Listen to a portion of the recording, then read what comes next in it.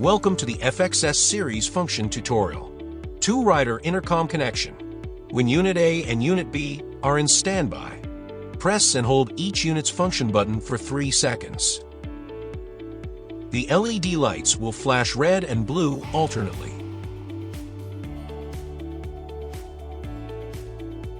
Then, press the function button on Unit A and Unit B once each.